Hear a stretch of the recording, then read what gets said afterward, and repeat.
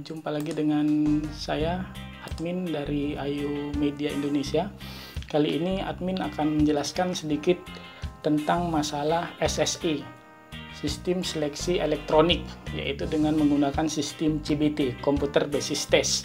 Jadi di tahun 2020 ini sudah bisa kita pastikan kita akan menghadapi yang namanya CBT, Computer Basis Test. Tapi kalau di tahun 2019 kemarin itu masih ada dengan sistem PBT ya, Paper Basis Test atau ujian menggunakan kertas. Tapi untuk tahun 2020 ini sudah bisa dipastikan yaitu menggunakan Computer Basis Test.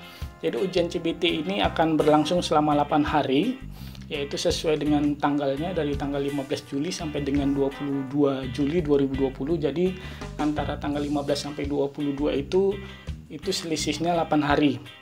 Jadi dari 8 hari ini akan terjadi 24 sesi ya. Dalam satu harinya itu akan terdiri dari 3 sesi. Ini contoh pembagian sesinya. Jadi dalam satu hari itu ujian di kampus tersebut itu akan terjadi 3 kali pergantian atau 3 kali sesi. Mudah-mudahan kita bisa dapat sesi di pertengahan, jadi tidak terlalu pagi dan tidak terlalu siang.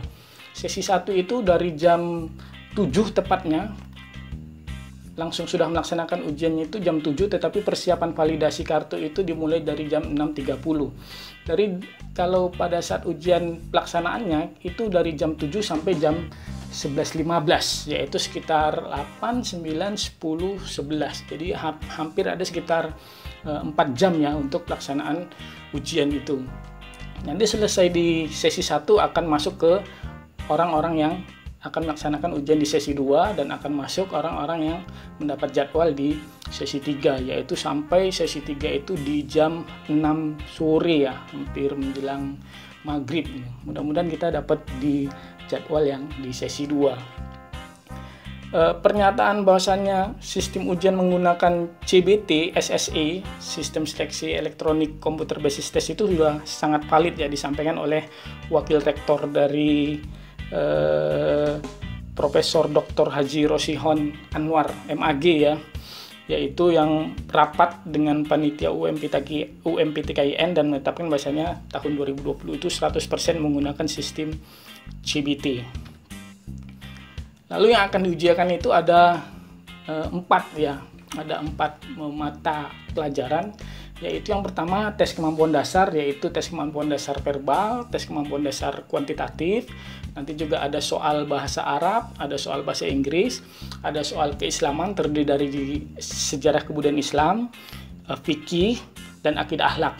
Baru soal-soal dari jurusan yang kita pilih, yaitu matematika dasar dan IPA terpadu. Ini akan diujiankan. Kalau IPS itu matematika dasar dan IPS terpadu. Kalau IPA itu terdiri dari fisika, kimia, biologi. Tapi kalau IPS itu ekonomi, sosiologi, geografi, dan sejarah. Ini gambaran soal yang akan kita hadapin. Jadi total soal yang akan kita hadapin untuk anak IPA itu sebesar 125 soal ya. Dan untuk IPS itu 120 soal. Memang lebih sedikit dibandingkan dengan IPS karena memang IPA itu lebih banyak hitungan-hitungan.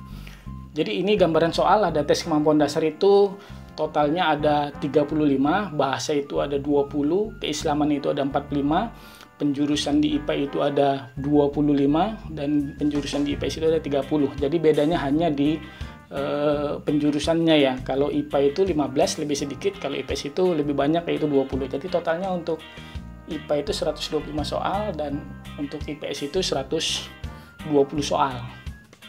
Jadi ini sistem CBT yang akan kita hadapi nanti. Ini adalah tampilan awal login di komputer, atau kita tidak menutup kemungkinan akan juga besar kemungkinan kalau memang dampak COVID ini belum selesai, maka kita bisa ujian di rumah dengan sistem menggunakan Android ya, atau smartphone. Tampilnya nanti seperti ini, lebih dan kurangnya, karena kemungkinan sistem CBT itu menggunakan computer basis test, yaitu menggunakan akses jaringan ya, yaitu koneksi internet. Jadi pada saat kita sudah masuk ke tampilan CBT, kita akan diminta untuk memasukkan nomor pendaftar ya, nomor pendaftaran yang ada di kartu kita, dan kita juga nanti diminta masukkan untuk tanggal lahir. Di sini tanggal lahir jangan salah ya adik-adik semua, yaitu di tahun duluan, bulan dan tanggal. Setelah kita isi nomor pendaftar kita dan tanggal lahir kita, maka kita klik masuk, dan nanti akan diarahkan ke tampilan loginnya ya, sudah masuk login. Ini tampilan login kita. Di sini ada data kita di sudut kiri atas, dan di sini ada terdiri dari 3 bagiannya. Bagian pertama itu adalah simulasi ya, ada 10 soal, 10 menit, dan di sini ada keaktifan.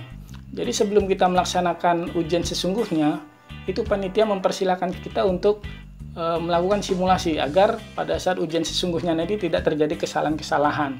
Simulasi ini hanya terdiri dari 10 soal dan 10 menit ya. Jadi satu soal itu harapannya bisa dikerjakan dalam 1 menit. Pada saat kita klik simulasi, maka tampilan yang muncul adalah seperti ini. Nah, di sini ada soal simulasi ya, 1, 2, 3, 4, 5 sampai 10. Jadi kalau kita ingin menjawab, kita klik aja nomor 1 atau pertanyaan pertama, kita klik, maka akan muncul pertanyaan untuk simulasi pertama. Universitas Islam Negeri Sultan Syarif Qasim Riau disingkat menjadi. Nah, kita tinggal klik jawaban mana yang kita inginkan. Nanti pada saat sudah kita jawab, tampilan di peta soal itu akan berwarna hijau ya. Kalau yang belum kita jawab itu akan berwarna putih. Kalau semuanya sudah kita jawab, itu pastikan semua soal kita dari 125 soal untuk IPA dan 120 soal untuk IPS itu wajib hijau semua. Dan di sistem CBT ini, di ujian UMPTKN ini tidak ada minus ya, tidak ada minus. Kalau tidak kita kerjain itu menjadi minus, atau kita kerjain salah itu menjadi minus, itu enggak ya, tidak dihitung seperti itu. Jadi pada saat sudah hijau semua, kita tinggal klik selesai ujian. Selesai ujian, maka ujian kita dianggap selesai. Nanti di situ akan tertera waktu, ada konfirmasi apakah ujian mau diselesaikan. Seperti ini di contohnya, waktu Anda masih tersisa, apakah Anda ingin menyelesaikannya atau ingin kembali untuk mengeceknya.